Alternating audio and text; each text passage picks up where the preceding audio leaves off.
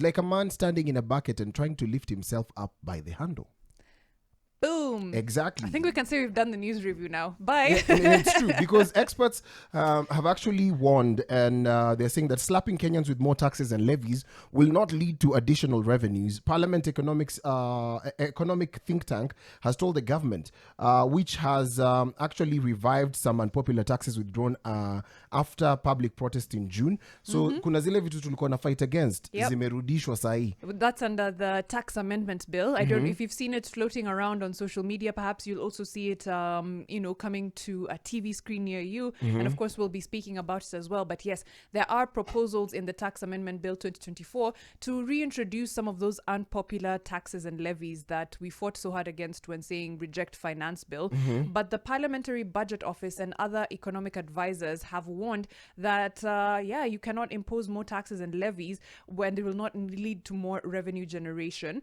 Instead, experts are recommending improved tax administration through better enforcement, data analysis, and technology use. Yeah, there are specific tax proposals. So the PBO highlighted unpopular tax proposals such as the revised excise duty on beer and wine and increased levies on petroleum and betting. There is a proposed 1.5 housing levy reduction for the affordable housing program. The excise duty, the excise tax on alcoholic drinks would be based on the actual alcoholic content instead of the total volume of the beverage. As we look at that, there's so many deductions monthly for any taxpayer in this country. 2.75 pale, 1.5, so much in 30% payee. Yeah.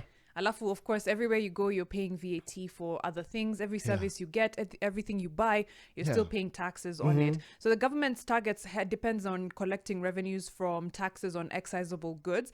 But the Parliamentary Budget Office and other economic experts have, of course, offered alternatives. And they have told the government what we have also just been screaming, that more taxes does not equal more prosperity. And over the last few years, of course, we've seen KRA missing its revenue targets by a large mark, by the billions, even though they've increased tax collections, quote unquote. So there's a lot of concerns, but of course, before we mention the concerns, there's the experts actually giving an alternative. They're talking about they're giving recommendations, including enhancing administrative processes, pesa mingi inapotea kwa administrative processes, streamlining tax disputes. In some areas you find that tulipe tax ama tusilipe, and combating illicit trade. That is one thing that really affects us. True. For example, when I was doing my internship at the ministry, agriculture, got to realize that there is a lot of sugar that we get from Uganda.